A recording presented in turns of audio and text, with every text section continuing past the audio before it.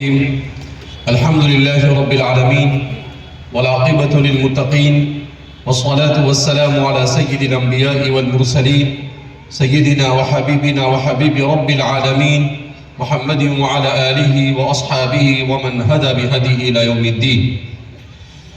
قال الله تبارك وتعالى في كتابه المجيد والفرقان الحميد: فأعوذ بالله من الشيطان الرجيم بسم الله الرحمن الرحيم. ربنا وابعث فيهم رسولا منهم يتلو عليهم آياته ويزكيهم ويعلمهم الكتاب والحكمة. وقال النبي صلى الله عليه وسلم: القرآن مأدبة الله في الأرض، أو كما قال صلى الله عليه وسلم.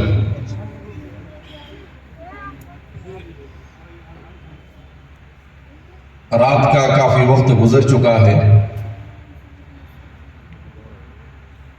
لہذا بہت طویل گفتگو نہ کرتے ہوئے منٹوں میں اپنی بات اپنے اکابرین کے ملفوظات کی روشنی میں آپ کے سامنے پیش کرنے کی کوشش کروں گا. اللہ ہمیں توجہ سے سننے کی اور اس پر عمل کرنے کی توفیق برحمت فرمائے، آمین. برادران اسلام، سب سے پہلے ہم اس بات کو خوب اچھی طرح سمجھیں کہ اللہ رب العزت نے ہمیں ایمان اور اسلام کی عظیم نعمت سے مالا مال کیا. فتنوں کے اس دور میں جب ہر طرف فتنے منڈلا رہے ہیں اور مسلمان کے لیے سب سے بڑا مسئلہ اور سب سے بڑا چیلنج اپنے ایمان اور اسلام کو بچانا ہے، ایسے دور میں ہمارے لیے ضروری ہے کہ ہم بار بار اس بات کا مذاکرہ کرتے رہیں کہ انسان کو ملنے والی نعمتوں میں سب سے افضل نعمت نعمت ایمان ہے. اس نعمت کے مقابلے میں دنیا کی تمام نعمتیں ہیچ ہیں. کوئی نعمت اس نعمت کا ہم پلہ بھی نہیں ہو سکتی. لہذا ہمیں اپنے ایمان اور اسلام کو بچانے کے لیے کیا کرنا ہے؟ ایمان اور اسلام یہ اللہ کے فضل سے ملتا ہے اور اللہ کی رحمت سے انسان کو حاصل ہوتا ہے، مگر یہ ایمان اور اسلام کو موت تک لے جانا یہ ہر مومن اور ہر مسلمان کی ذمہ داری ہے، اور انسان اتنی آسانی کے ساتھ اسے موت تک نہیں لے جا سکتا ہے. جیسے کسی قیمتی چیز کو انسان لمبے عرصے تک محفوظ رکھنے کے لیے بڑے جتن اٹھاتا ہے، بڑی محنتیں کرتا ہے، تب جا کر اس چیز کو وہ محفوظ کر پاتا ہے. ایسے ہی ایمان ایک روحانی نعمت ہے، ایک معنوی نعمت ہے. اس نعمت کو بچانے کے لیے بھی انسان کو جد و جہد اور محنت اور مشقت اٹھانی پڑتی ہے. جب تک کہ انسان اپنے ایمان کو بچانے کی فکر نہیں کرتا، انسان اپنے ایمان کی حفاظت کا درد پیدا نہیں کرتا، وہاں تک کہ یہ اپنے ایمان کو موت تک نہیں بچا سکتا ہے. دنیا میں بے شمار ایسے واقعات ہم نے اور آپ نے پڑھے اور سنے ہیں کہ زندگی مسلمانی کی حالت میں گزاری مگر موت سے پہلے اسلام سے محروم ہو گئے. بہت سارے ایسے لوگوں کے واقعات ہم پہلے تو بہت کم ایسے واقعات پیش آتے تھے، مگر آج ہمارے فتنوں کے اس دور میں اس طرح کے واقعات ایک معمول سا بنتے چلے جا رہے ہیں. اس کی سب سے بنیادی وجہ یہی ہے کہ ہم نے ایمان کی اہمیت کو نہیں سمجھا. حضرت مولانا عبد القادر رائے پوری رحمت اللہ علیہ کا ایک ملفوظ ابھی کچھ دنوں پہلے میں پڑھ رہا تھا. آپ نے مختصر الفاظ میں بڑی قیمتی بات ارشاد فرمائی. آپ نے فرمایا کہ پہلے زمانے میں لوگ ایمان کو بچانے کی فکریں کرتے تھے اور ہمارے زمانے میں لوگ ایمان کو بیچنے کی فکر کرتے ہیں۔ آج سے 50-60 سال پہلے ایک بزرگ یہ کہہ کر جاتے ہیں کہ پہلے لوگ ایمان کو بچانے کی فکریں کرتے تھے اور آج ایمان کو بیچنے کی فکریں کی جا رہی ہے کہ اتنی عظیم نعمت لٹ رہی ہے، اسے چھینا جا رہا ہے، مگر ہمیں کوئی احساس نہیں اس چیز کا کہ ہم کہاں کھڑے ہیں، ہمیں کہاں ہونا چاہیے اور ہمیں کیا کرنا چاہیے۔ بالکل بے حسی کی زندگی گزار رہے ہیں، اور یہ بے حسی کی زندگی مسلمانوں کو کبھی بھی مصائب کے دلدل سے باہر نہیں نکال سکتی ہے۔ مصائب کے اس دلدل سے نکلنے کے لیے سب سے پہلے اپنے ارادے اور اپنے ایمان کو مضبوط کرنا پڑے گا، اور اپنے ارادے اور ایمان کو مضبوط کرنے کے لیے قرآن کریم سے وابستہ ہونا ہوگا، دینی علوم سے وابستہ ہونا ہوگا، اپنے گھروں میں اپنی اولاد کی ایمانی اور اسلامی تربیت کی فکر کرنی ہوگی، خود اپنے آپ کو دیندار بنانا پڑے گا۔ جب اتنی ساری محنت ہوگی تب جا کر ہم اپنے ان مسائل سے نکل سکتے ہیں۔ میں نے قرآن کریم کی آیت کریمہ آپ حضرات کے سامنے تلاوت کی، جس آیت کریمہ میں اللہ رب العزت نے قرآن کریم کے نزول کے مقاصد کو بیان کیا۔ حضرت ابراہیم علیہ السلام کو اللہ رب العزت نے جب مقام امامت عطا فرمایا تو حضرت ابراہیم علیہ السلام نے اللہ سے یہ دعا کی۔ ابراہیم علیہ السلام نے کہا کہ اچھا موسم بنا ہوا ہے اور اللہ کہہ رہے ہیں کہ اے ابراہیم ہم تم کو امام بنا رہے ہیں، تو ابراہیم علیہ السلام نے کہا کہ وَمِن ذُرِّيَّتِي، اے اللہ صرف مجھے نہیں میری ذریت میں بھی امام بنا۔ مگر ابراہیم نے یہ دعا کب کی؟ اس وقت کی جب ابراہیم قربانیوں کی تمام منزلوں سے گزر گئے۔ ابراہیم بچپن سے لے کر بڑھاپے تک مسلسل آزمائشوں سے گزرے، جب آزمائشوں کی بٹی سے گزر گئے تب جا کر آخر میں اللہ رب العزت نے انہیں امامت کا مرتبہ عطا کیا۔ تو ابراہیم علیہ السلام کو اپنی اولاد کی فکر ہوئی کہ ہے کاش کہ جیسے مجھے ہدایت کا امام بنایا جا رہا ہے میری ذریت کو بھی ہدایت کا امام بنایا جائے۔ انہوں نے اپنی اولاد کے لیے دنیا نہیں مانگی، انہوں نے اللہ سے اپنی اولاد کے لیے دنیا کی عزت نہیں مانگی، انہوں نے اپنی اولاد کے لیے ہدایت کی امامت مانگی۔ تو کہا وَمِن ذُرِّيَّتِي، اللہ رب العزت نے کہا ٹھیک ہے آپ کی ذریت میں اماموں کی لائن لگ جائے گی ہدایت کے، البتہ قال لا ينال عهد الظالمین، امامت اور روحانی امامت کا یہ مرتبہ ظالمین کو نہیں دیا جائے گا۔ ظالمین کون ہے؟ اللہ کے ساتھ شرک کرنے والے۔ ظالمین کون ہے؟ اللہ کی نافرمانی کرنے والے، گناہوں کے دلدل میں زندگی گزارنے والے، یہ سارے لوگ ظالمین میں آتے ہیں۔ تو اللہ نے کہا لا ینال عہد الظالمین۔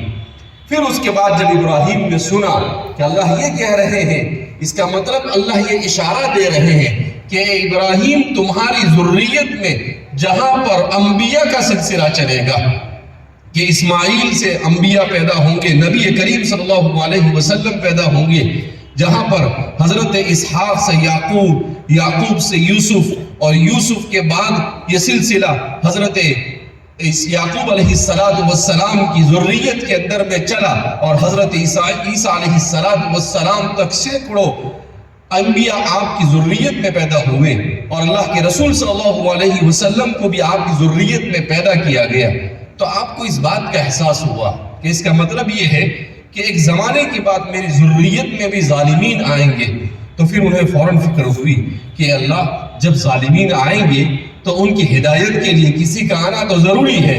تو اللہ سے دعا کرنے لگے ربنا وابعث فیہم رسولا منہم یتلو علیہم آیاتہ ویزکیہم ویعلمہم الکتاب والحکمہ، کہ اللہ وابعث فیہم رسولا منہم، اے اللہ جب ان کے یہاں ظلم اور فساد اور جاہلیت کے ڈیر پڑنے لگ جائے اور لوگ جہالت کی وادی میں بھٹکنے لگ جائے، اے اللہ ایسے زمانے میں انہی میں سے وَبَعَثْ فِيهِمْ رَسُولًا مِّنْهُمْ، ایک رسول کو آپ مبعوث کرنا، اور پھر ساتھ ساتھ میں اللہ کو تو سب کچھ معلوم ہے، مگر پھر بھی وہ اللہ سے درخواست کرتے ہیں اور اللہ سے کہتے ہیں ایسا رسول ہو یتلو علیہم آیاتی، جو تیری آیتوں کو انہیں پڑھ کر سنائے، وَيُزَكِّيهِمْ ان کے نفس کا تزکیہ کرے، وَيُعَلِّمُهُمُ الْكِتَابَ وَالْحِكْمَةَ انہیں حکمت اور کتاب کا علم عطا فرمائے۔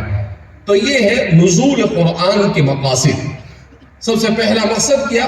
یتلو علیہم آیاتی، اللہ کی کتاب کو پڑھنا اور پڑھانا، کیونکہ قرآن کریم یہ اللہ کا کلام ہے، اور اللہ کا کلام جب ہے تو ظاہر سی بات ہے کہ انسان اس دنیا میں اللہ کے اس کلام سے افضل اور برتر اور کچھ نہیں ہو سکتا ہے۔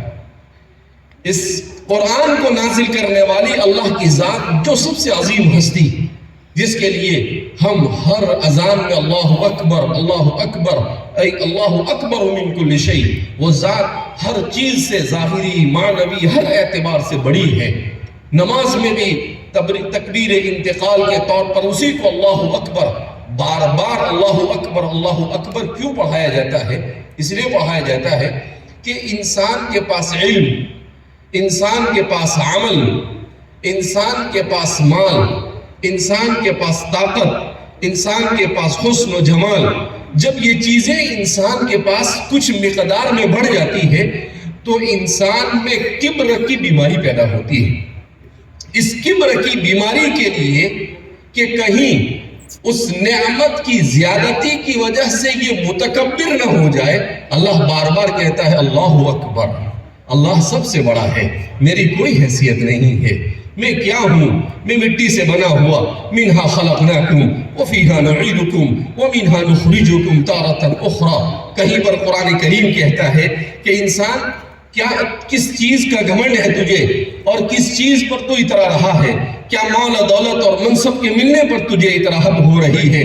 قرآن کہتا ہے کہ تو کیا ہے؟ ایک منی کے قطرے سے ہم نے تجھے پیدا کیا ہے، جو کپڑے پر لگ جائے تو تیرے لیے اس کا دھونا لازم، جو بدن سے نکل جائے تو اپنے بدن کا غسل کرنا تجھ پر لازم، اس قطرے سے ہم نے تجھے پیدا کیا ہے۔ یہ ساری چیزیں اللہ رب العزت نے یہ ماحول اس لیے بنایا تاکہ انسان بھی شیطان کے راستے سے اپنے آپ کو بچا سکے۔ اللہ نے سارے اسباب مہیا کیے، اس کے بعد بھی اگر انسان اس بیماری میں مبتلا ہوتا ہے تو یہ انسان کی ناقدری ہے کہ انسان ناقدری کر رہا ہے۔ تو قرآن کریم کے نزول کا پہلا مقصد بیان کیا، اس کی تلاوت۔ تلاوت کا کیا مطلب ہوتا ہے؟ تلاوت، قرآن کریم نے عربی زبان کو بہت ساری ایسی اصطلاحات عطا فرمائی جو قرآن کریم کے نزول سے پہلے تھی ہی نہیں اس معاشرے میں۔ تلاوت اور قراءت دونوں میں فرق ہے۔ قراءت کے معنی پڑھنا اور تلاوت کے معنی پڑھ کر سنانا۔ تلاوت کے معنی کیا آتے ہیں؟ پڑھ کر سنانا۔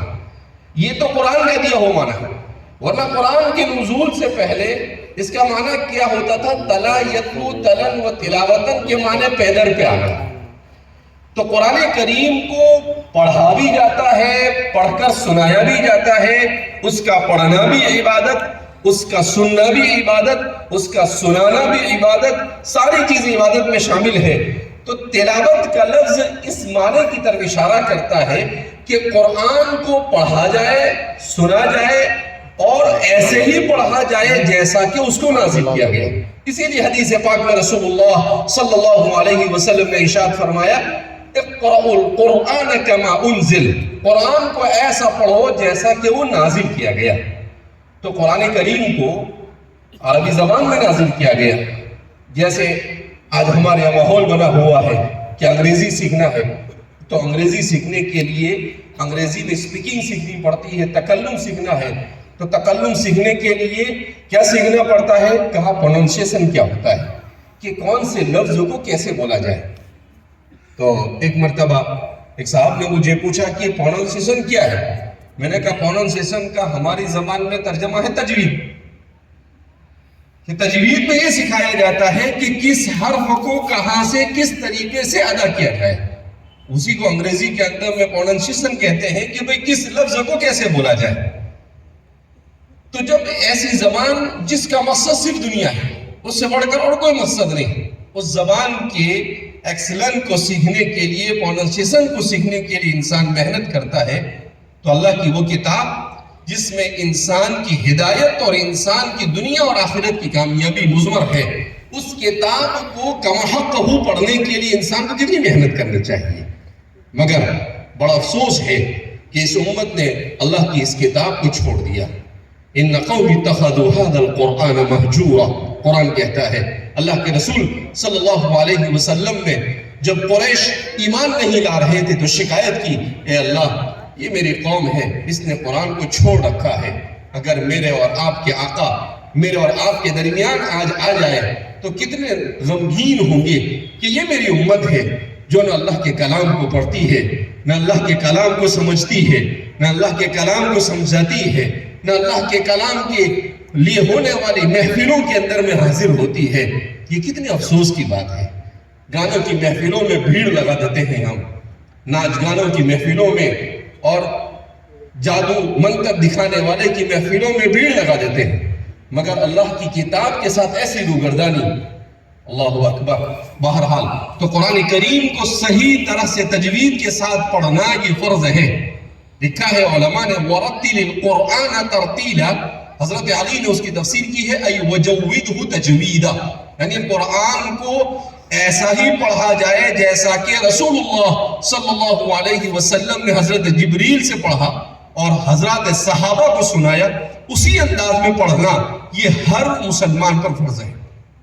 مگر آج امت کے ہر فرد کیا سمجھتا ہے کہ یہ قاری صاحب کی ذمہ داری ہے کہ اچھا بنا سوار کر پڑھ لے، اپنا کچھ کام نہیں. اپنا کام کیا ہے؟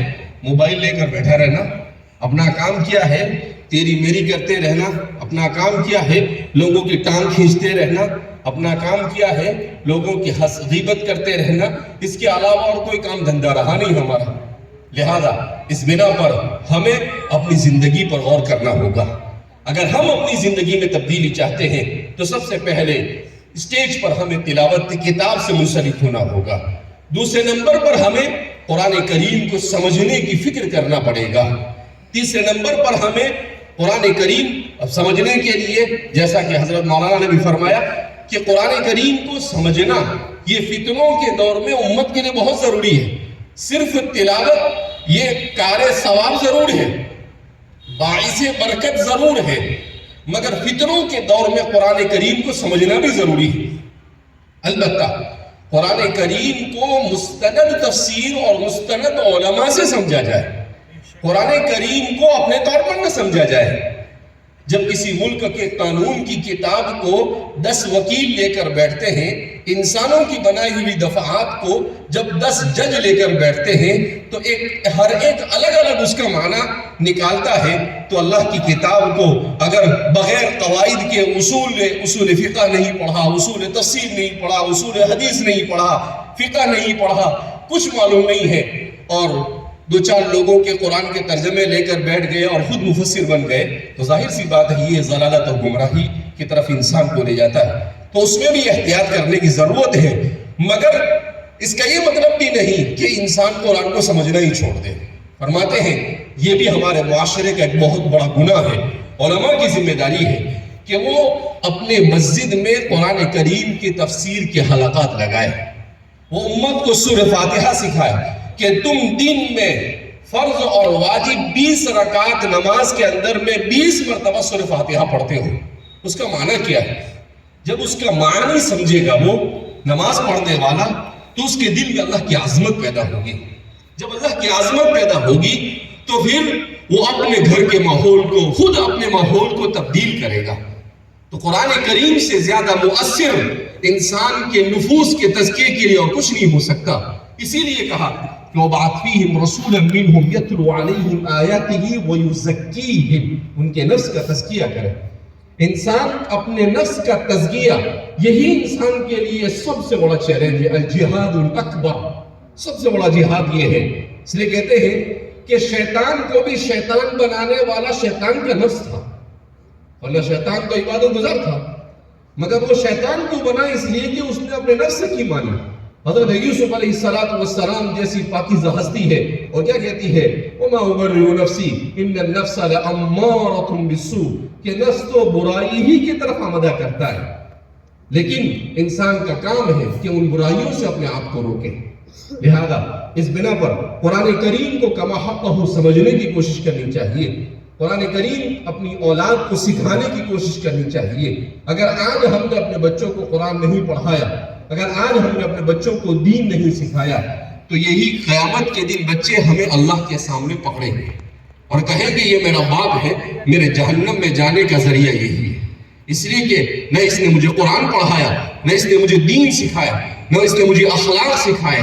تو میں تو بڑا ہوا 15 سال کا، اس کے بعد مجھے پتا چلا، لیکن وہاں تک تو میری زندگی بگڑ چکی تھی، اور اس کا ذمہ داری میرے والدین ہے۔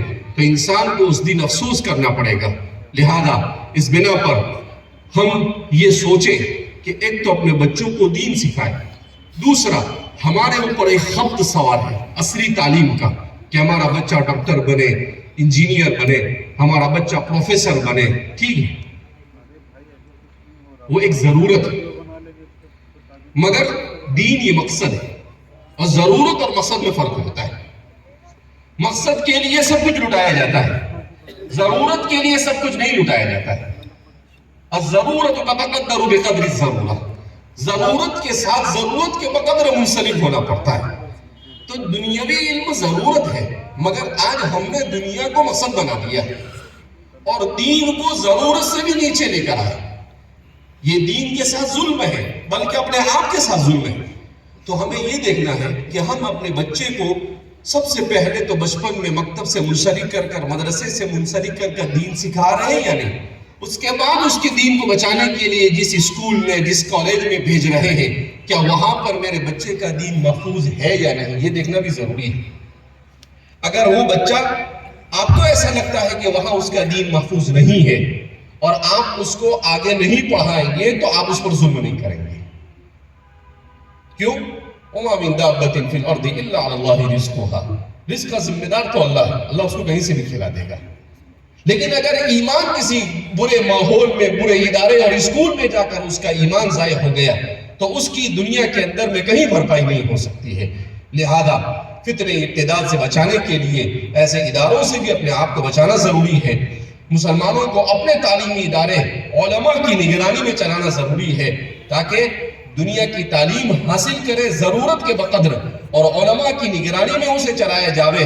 اسی لیے ہمارے والد صاحب ہمیشہ فرماتے ہیں، ٹھیک ہے مسلمان ڈاکٹر بنے، انجینئر بنے، مگر سب سے پہلے وہ سچا اور پکا مسلمان بنے۔ اگر وہ سچا اور پکا مسلمان نہیں ہے تو اس کا ڈاکٹر انجینئر بننا نہ امت کے کسی کام کا، نہ اس کے والدین کے کسی کام کا۔ بہرحال اللہ رب العزت ہم سب کو صحیح سمجھ عطا فرمائے، قرآن کے ساتھ ہمیں منسلک فرمائے، دین کی محبت، رسول اللہ صلی اللہ علیہ وسلم کا عشق اور اطاعت نصیب فرمائے، اور اللہ ہم سب سے راضی ہو جائے، ایسے اعمال کی توفیق مرحمت فرمائے، اور ہمارے اس اجلاس کو اللہ قبول فرمائے، اس میں شریک ہونے والے طلباء کو دنیا اور آخرت میں کامیابی نصیب فرمائے، اور اللہ رب العزت ہمیں ہر قسم کی فتنوں سے محفوظ فرمائے۔